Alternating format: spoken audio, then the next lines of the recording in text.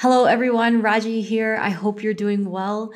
Well, the rapid pace of events that has occurred and continues to occur is enough to make anyone's head spin.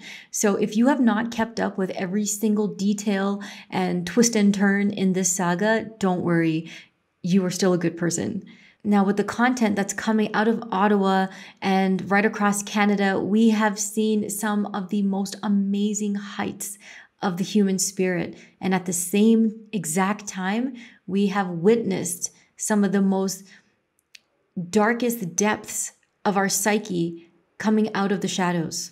And here at Wholehearted Media, we're not afraid and we embrace it all. So as the story unfolds, I am connecting more and more with other international leaders in the movement towards more freedom and truth. You're about to watch an interview that I did with conscious activist Henna Maria Vermeulen from Finland. We connected at the annual Anarchapulco conference in Mexico this month, and it seems like it was the most perfect time that could happen because during the time of the filming, about 300 to 400 militarized police officers were closing in on peaceful protesters in Ottawa.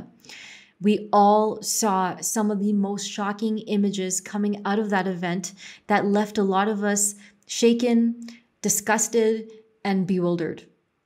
Now, Henna Maria was the perfect person for me to sit down and chat with because she's helped found an international organization called Police for Freedom. The mission of Police for Freedom is to rehumanize police officers in society, bringing back more trust and unity between security forces and the people. Now, I know that might sound like a tall order right now, and I just want to encourage the viewer to listen to what she has to say with an open mind and open heart. Remember, things are so in flux right now. Anything is possible. We are seeing more and more servicemen and women resigning and turning in their badge like literally every day. They're speaking out because this is not what they signed up for. And a lot of them give a damn about the oath that they took when they decided to enter the service. Now, Henna's activism centers around education of people about their human rights, civil liberties, constitutional rights, as well as the ethical code of conduct for police. In this interview, we discuss things like why it seems so easy for enforcement officers to harm peaceful citizens. We get into a little bit about what seems like an agenda to turn the general public against the police. She shares some of her lived experience with dealing with officers on the front lines, and we discuss why she prefers smaller demonstrations and activations rather than large protests, even though she sees value in these giant movements. Now, all of this and more, I really hope that you enjoy my chat with Henna Maria and get something out of it, and I will see you on the other side of this interview. This element of human being, there's qualities in the human being that it seems like you have dialed into that are almost like you're not going to compromise on some certain traits, or not traits, values. What are some of those values that you're like, no, non-negotiable? Kindness and respect, and understanding that everyone is equal in their rights. So natural law really is the foundation.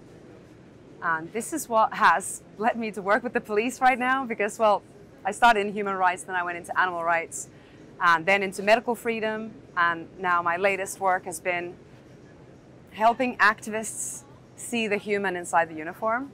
And so I've started the Police for Freedom International movement.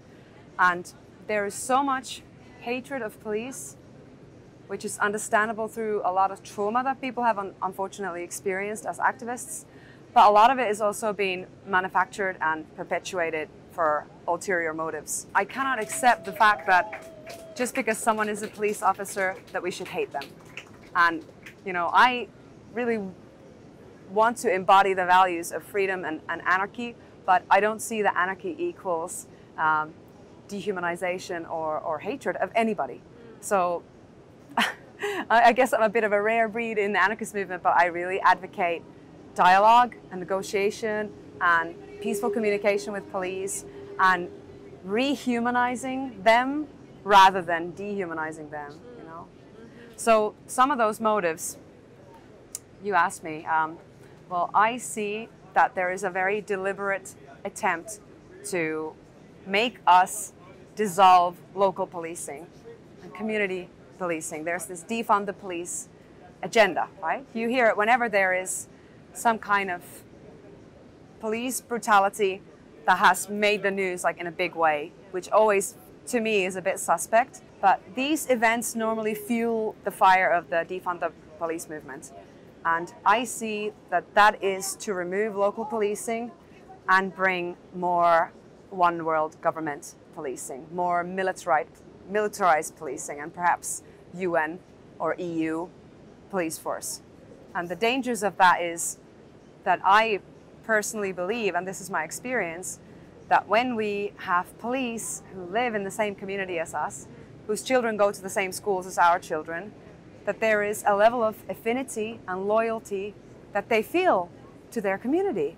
And there are certain things that they just will not do, at least not as easily, and majority will not do. Maybe there will be some people with slight psychopathic traits that may do some horrendous things, but the average policeman or woman will have definitely a boundary when it comes to enforcing some kind of immoral rules, like for instance, taking unvaccinated people and bringing them into some sort of camps. So if that is anywhere in the trajectory, then I believe that they will need a police force that is not local to do such things. So you're suggesting that they may bring enforcers from outside jurisdictions, countries, and all of that. Where do you see the biggest danger lies in getting rid of local law enforcement? Lack of dialogue. And this is already something that we've seen. 2021 March. I'm sure many people have seen footage from Den Haag in Holland, where they had extremely violent policing in a demonstration which was completely peaceful. And you know, dogs being used to like rip people's arms, and you know, cracking of skull with batons and stuff like this. And what I hear from that event is that some of the police that were acting in this way were not Dutch, did not speak a word of Dutch. Oh, I didn't hear that. So this can be done. The people who are in desperate need of employment can be hired from other countries who do not speak the language. Their view of whatever is their mission can be very easily controlled. If you don't speak the language, imagine being hired to do a very specific mission. Say you're going to be in the public order unit, and these people here are extremely dangerous, and they are threatening the public health, and we need to stop them at any cost. If you're not able to communicate with these people, imagine how much easier it is for you to adopt that view as truth and then act accordingly and follow those orders. Whereas if you have local people who are like, but wait a minute, we know these guys, they're here every week. Actually, they behave very peacefully. We talk to them. So I see that this is a very crucial element, is the ability to have dialogue. And if that's removed because you have language barrier or this energetic barrier, which is getting bigger and bigger, I see by the way that police uniform is growing in terms of armor. Yeah. So much padding, so many shields. It's black instead of blue. Yeah. So I see this kind of robotization coming, like further down the line, you know, maybe 2030, I don't know when, but I don't see it at all as some kind of crazy idea that we may have robotic police force. Yeah. Yes. And that could be justified by saying that this is for all of our security, because they will be programmed to be doing exactly what they're supposed to be doing, and then you can have no longer these like rogue police who murder people or stuff. Yeah, totally.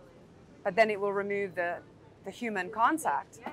And that, for me, I just listened to you talk, like the dehumanization of the police could be like, I'm not going to say it is the linchpin, but it's a very important, high up there on the list of things that are perpetuating this crazy narrative that we've been seeing in the last 2 years. It's mind-blowing to me about this convoy situation, because there were thousands, maybe even 1 million people that were there for arrests, only for arrests. And the overwhelming sense in the movement is, guys, we have to remain peaceful. It is our constitutional right to assemble in a peaceful manner. As long as we are peaceful, they can't do anything. And so now they're going above and beyond. Now, seeing all this play out and everything that I just told you, what is your initial gut sense about this? Is this like, oh, this is real bad? Or is there an opportunity here of some sort? It's a really tricky situation, because I understand that what is happening is so urgent that these measures like disruption of movement and, you know, kind of these blockages that have been created come that sense of urgency. However, I'm not sure how much there has been active police liaison during this event, and how many police actually understand why this is happening the way it is, and what is the reason that people are consciously non-cooperating. So, because I'm not there and I'm not sure how the strategy has been, I don't know if there has been some elements of lack of communication that could have led to more of this drastic movement or not. In any case, I would say that now it is an opportunity to really examine very carefully everyone who is there. How far are they willing to go? And if they want to stay there, regardless of all these threats and all this pressure and all this, you know, brutal force that now is being directed towards the activists,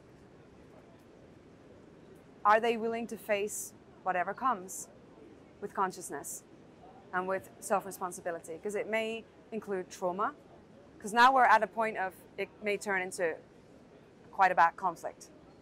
And conflict may include violence. So we have to really examine very carefully, what are we defending? Are we defending our rights, our freedoms, our humanity, our dignity, and what they are worth to us? And what other ways there may be to do that than stay there in the convoy? So I'm just putting it out there that it is a legitimate option to peacefully retrieve as well. And if you do not do that, to be conscious of the fact that physically resisting arrest is going to be a huge issue, and it will lay more charges on you. So if police come to arrest you, nonviolent action code in the Gandhian way is just to do it peacefully. Exactly. And if you are doing that peacefully with consciousness, they cannot lay, you know, charge upon charge upon charge upon you. But if there's even an element of resistance, they can say all sorts of stuff. At least in Spain, this is my experience. Resisting arrest, disrespecting authority, like all these different things. So How many charges do you have? I don't have any charges. Have you ever been Just arrested? fines. Just No. fines. They've attempted to arrest me several times, but I've always spoken my way out of it. Really? Yeah. Yeah, I'm very well prepared when I go to the streets. Yeah. I have even a document made by a lawyer that says how to denounce an officer individually for basically unlawful practice. So as soon as they try to do that, I'll just say, I understand. Oh, I don't say I understand. I see what you're doing. I know you're trying to just do your job, but I just want you to know that there will be personal consequences to you as an individual, and the police force cannot protect you, Joe. I'll just show you what I will do. If you arrest me unlawfully now, this is what will happen. And I give them the document. And they read it and they see all the international human rights declarations that they would be breaking, the Constitution, every single bit of the law that they would be breaching. And they suddenly realize they cannot hide behind the uniform anymore, that they have moral culpability at that point. And that is always when they give back the document and say, okay, have a good day. Honestly. So I go into that situation very peacefully, but that's because I've had so many encounters with the police now that the uniform doesn't threaten me. I don't have some kind of underlying hatred of the police, so I can just talk to them in a very relaxed way and say, look, I understand you have orders, but we are here consciously. It's much more bigger than this. It's about your children too. So if you have to do it, do it. And then they don't do it. It's like sharks they have the physical sense they have physical organs to sense fear, to smell fear. The police have been trained in such a way. If you don't act like prey, or if you don't act like you have this like war mentality, the programming starts to dissolve. Really, and they start becoming more human. And then there was one time a guy tried to arrest me, and I put my hands like this. He felt so uncomfortable. He's like, "Can you come to the side with me?" He pulled me to the side, and he was like, "I'm not a bad guy." He wanted me to know, look, this is an uncomfortable situation for me. Like, I'm being told to do this, but I just want you to know, like, I'm not a bad guy. Like, is there anything we can do to avoid this situation? Wow. And I was like, oh, okay, let's talk. Like, what is it why are you being told to arrest me? And he's like, well, because you are here, it's a COVID pass. We were basically challenging a restaurant owner for not allowing us to enter the premise without a COVID pass. Yeah. And I was like, well, look, what if we just go away from here and we just make a report about the restaurant to you guys? And we managed to find common ground, and he was like, okay, that's all right. Wow. So he felt bad. But at least you guys had the dialogue. We did. There's no dialogue these days between government officials, law enforcement, and protesters, yeah, and activated individuals. Yeah. How do you propose we can bring back conversation, bring back dialogue, bring back that, Yeah, that is something that actually Derek Rose talks about a lot as well, decentralized movements. And I see this is true also in the demonstrations. The smaller we are, the more we are able to have dialogue. So I propose now, because I've been part of many large demonstrations, and I see that there is no opportunity to have a dialogue with an officer because they are there in a peer pressure group. Exactly. They have their superiors watching them. They have their shields, their armor, and it's just no way that you're going to connect with them heart to heart in that situation. If you have lots of small groups in different areas of the city, in different suburbs, in different villages, at the same time, doing the same stuff, you're going to have a couple of officers per group, and you have a lot better opportunity to actually speak to them and say, look, we are here because a larger picture. Have you heard of the Great Reset? So I always try and take it out of the COVID context. Say, have you heard of this? And oftentimes they actually have no idea. They have no idea about the World Economic. They've never even heard of that. Most people think it's a conspiracy, to be honest with you. And I'm like, guys, this is a real thing. This is a real document. This is a real vision that the World Economic Forum has put out. And so what I always invite our activists to do in Spain is speak to the police as often and as much as you can outside of activism as well. Just so you get accustomed to speaking to someone who wears a uniform. And then you start realizing they're just a regular guy or a gal. Yeah. So what I do is, I may go and ask the time, hey, what time it is? And then, say something about the weather, and then, all right, by the way, I'm an activist, part of this conscious resistance movement, and have you heard of the Great Reset? And then they're just like kind of thrown off and like, no. And I was like, well, do you think there's something but weird happening with the COVID thing? And then they're kind of like looking around and they're like, yeah, tell me more. Oh, and then, invite, yeah, and then they're even like, what can we do about it? Wow. Yeah, so like I've had so many positive engagements with the police that I just, honestly, the picture that is being painted, I think there's two sides to it. One is that there is this tyrannical rule that is happening. Another side is that we as activists are too keen to just directly confront with the police rather than work out strategies that do not involve such confrontations. Yes. What can we do to better help them facilitate our demonstrations rather than challenge them directly? Yes. Why did you take on the police? Like, why did you take on enforcement? You could have taken on food, you could have taken on agriculture or something else. Like, why police? Well, a little piece of my history is actually, I was studying psychology and English in university, and especially translation sciences. So I ended up working as a simultaneous interpreter for the UN peacekeeper trainings. So I was working a lot with people in uniform. I was dealing with peacekeepers, soldiers, you know, higher up command. And that kind of broke some of the spell of fear of uniform for me. And I found some truly extraordinary individuals there. Although later I came to find out that UN is definitely not doing anything to keep peace. But back then, you know, I was still a bit green around the ears, and I was thinking like, peacekeeper is amazing, you know. But I saw that experience of finding like connection with those guys, going into conflict zones, you know, truly learning how to mediate, because that was where I was involved, is in situations of conflict resolution where there's a cultural clash. So you could have an imam or, you know, resistance leader of another culture they have no idea about. How do you speak to them in a way that you de-escalate and you remove as much conflict as possible with your communication? So I got to translate that. Facilitating like understanding. Exactly. Understanding and also seeing the traps. How do you create conflict through communication and lack of awareness?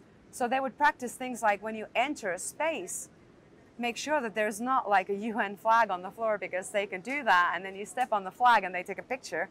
And they're like, look, these guys are, so anyway. And blah, blah, yeah, blah. so I learned so much. And then consequently, I come to learn that, okay, UN is actually like one of the most evil like organizations. But I could not deny the fact that there were good people there. Some of these peacekeepers were good people. So that left a lasting impression on me. And I never bought the whole all cops are evil or all order followers are our enemy. I never bought that. It just did not sink well with me, you know? Right.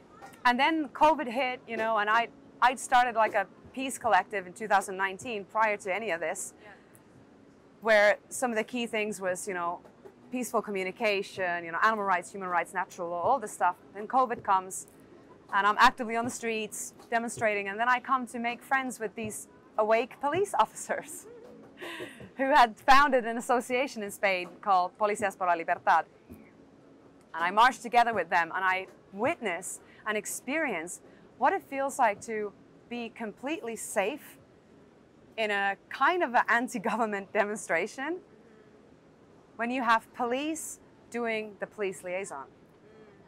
So imagine that, active police officers talking to the on-duty police officers, explaining exactly their code of conduct. This was phenomenal to me, to see how much we can do to affect the outcome of a demonstration with strategy and communication. So I learned from them. And I said to them, look, like, because there was no police brutality, there was no batons, no pepper sprays, no arrests, nothing. In any of these demonstrations I went to, 2020 and 2021, I said to them, Sonia and Matteo, I said, look, guys, you need to make this international.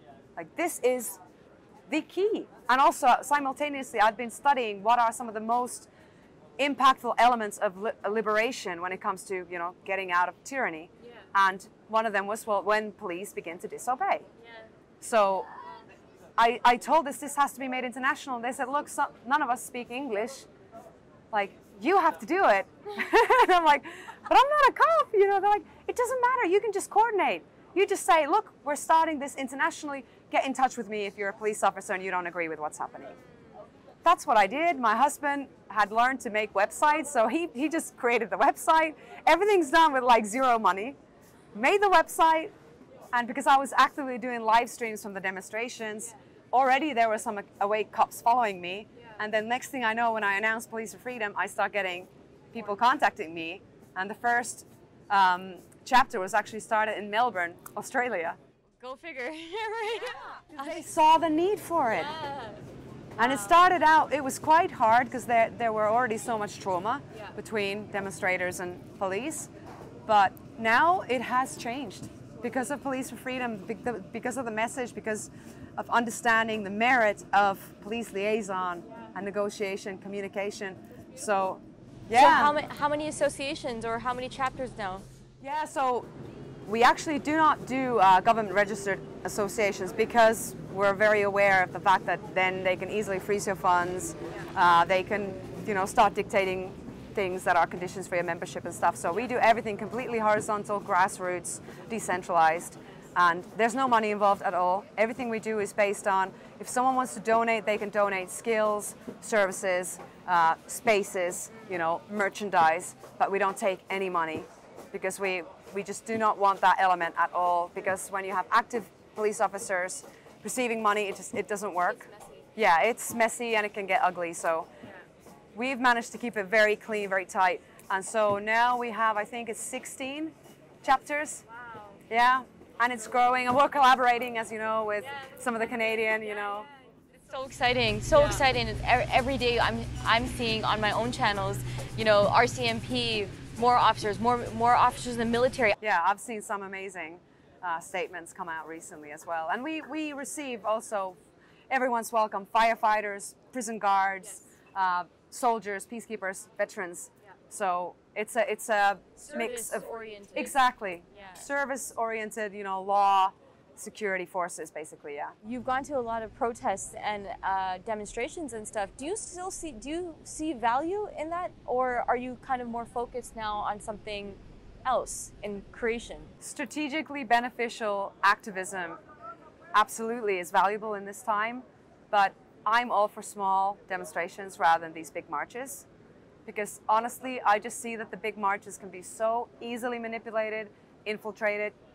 Provocateurs can be planted inside. You can create conflict, violence, and as a practitioner of healing arts, I honestly think we really have to carefully consider whether we want to put ourselves into situations where we may experience severe trauma, like violence. So my invitation is, well, I'll just share what we're doing in Spain, and you can see if you resonate with that, but we hold demonstrations every week, the same time, same place, and why that's so important is because then the community starts to know that you're there. And you get regular visitors, people who don't want to stand there with you, but they want to see what you got to say this week. So we have lots of people passing by, always same people. Some come and just hang out in the peripheral areas, you know, and like talk amongst each other. Lots of people, yeah, it's like a little community that we've created. So we have the first hour, it happens Friday evenings, first hour we stand there with questions. Yeah. So we've gone from saying things like, this is genocide, vaccines kill, to just asking questions, because we realize that it's too much for people who are already vaccinated. They cannot take that, so they just put their defenses on and they can get hostile and start calling you names and stuff. So our approach is just to inspire thought, inspire free thought with questions like, what kind of world are we creating for our children? Are we teaching our children to fear human contact? How many vaccines does it take for your child to be free? These kind of questions. And people understand that these are very important questions to ask. Even if they wear a mask. We have so many people who come there and they just kind of involuntarily start nodding. You know, and I'm like, here we got one who's thinking, it's visible, the cogs are turning. Yeah, so they really enjoy that approach, and we get a lot of positive feedback. And then after the first hour, we go visit our local businesses and store owners and shops, and we ask them, have you heard of the Great Reset? And we have flyers. There's a great campaign actually, We Are Human, We Are Free. They have a website, wearehumanwearefree.org, where they have flyers about things you can do to consciously non-cooperate with this rising totalitarianism. And so we bring this flyer to the people, and we divide our groups into twos, and we go into shops, restaurants, you know, businesses.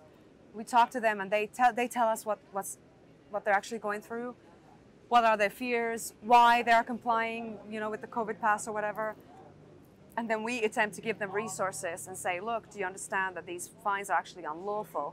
Here's what you can do. If you do get fined, you go to the ayuntamiento, you know, you go to the local town hall, you make a report, you cite all the rights that they're actually violating, and you refuse to pay the fine. So we equip them. Exactly, because so many people are complying just because they don't know that there's another option. Or they think, okay, maybe I don't have to pay the fine, but then what are the consequences? So we try to alleviate this uncertainty and fear by directly bringing them resources and say, look, we're here for you. And we have our event every Friday, this place, at this time. So if you ever want to come and chat, come to us. And so that's been amazing, because one thing is to be on the streets and kind of seek connection with your local community. And another thing is to have these very important dialogues with the business owners who are enforcing in another way than the police the tyranny on us by requiring COVID passes and things like this. I see that this entire thing, well, it's a pyramid structure, right? It comes from a point of unlawful authority dictating things to levels, you know, and then this is how it manifests. So rather than directing our activism towards the slave masters or tyrants or whatever you want to call, just to ignore them and direct our activism instead to our peers, friends and family, our sisters and brothers. And in this way, activate and empower us rather than say, no, no, no, to the force that is consciously doing that. Do you think it's going to make a difference if we say no to people who've planned for maybe centuries? Millennia. This thing, they're not going to, it's like a mosquito. They're just going to crush it. They don't care. So like, I think it's honestly a waste of our life force to keep protesting and rather manifesting. Let's create. Let's create what we want and absolutely ignore them to death. Just stop giving our life force to them and just ignore them. They're bullies. They are. They're bullies. Just, you know, they will end up consuming themselves. They're wild animals right now. Yeah, They're yeah. back into a corner and they're very dangerous. And they're lashing out. Yeah, And it's not to say that you're not acknowledging Sure. what they're doing. It's not, I'm not inviting us to like bypass spiritually what's happening, but just to say, I see you, I know your game, and I'm not a part of that. no, your game is Goodbye. great. Yeah. Goodbye. Yeah. Yeah. My intention of sharing this interview with you today was to provide more solace, solutions, faith, hope that there are ways out of this. I know that it seems and feels very bleak sometimes, but I'll tell you this much. I have sort of shifted my focus towards more solution-oriented things, i.e. creating the world that I actually want to live in. So I've been connecting with a lot of different organizations and people that are like Henna Maria, that are just very aware of what is happening and not getting bogged down by the issues. I think we have spent a lot of time on the problems, and I personally would like to spend more time developing, building, creating new systems and places and things that are more in alignment with my own values. So some of the biggest takeaways that I got from my conversation with Henna Maria, I mean, there was a lot. I feel such a resonance with her, especially with the healing arts and the activists. I really enjoyed that part a lot. And I liked the part where she mentioned that perhaps cops lack understanding of what is actually happening. I enjoyed hearing her experience and the story that she shared about the officer taking her to the side and saying, "Hey, I'm not a bad guy." Like, you know, he felt really bad about what he was doing. And then the other cops that she was speaking with are like, "Well, what can we do about this?" I've personally never done that. But now I'm curious. Broach the topic by inquiring about the fact if they are aware of the Great Reset. That is a great entry point. Another takeaway, I think, for anyone that is on the front lines or attending protests and rallies or fighting in a different way is getting super clear now on what is your end goal here? What is your end game? What is your intention? What are you actually defending here? Right? Because you are potentially putting yourself in harm's way. So getting super clear on why is, I think, imperative right now. And why you're showing up the way that you are right now is, I think, very important to get some clear understanding on, because messaging can get so convoluted, and I do not want to see people get hurt or lose their lives in any which way or form. So I really want to stress that getting your intention down and getting super clear on what you're defending is essential. If you want to get in touch with Henna Maria, check out her website at hennamaria.community. She has a conscious activist course that you may be interested in. It's a self-learned, self-paced course that, and it goes into natural law and many other topics. You should check it out. And as for me, the next interview that I'm going to be dropping is with Derek Brose from the Conscious Resistance Network. There's a lot more content coming out on my end, and I'm really looking forward to sharing it. And I want to invite you right now to support me and the work that I'm doing and the interviews that I'm collecting and the perspectives that I'm sharing. I am doing this all on my own. I shot, edited, produced. Hey, please consider buying me a coffee and supporting the next interview or that next story or that next communication.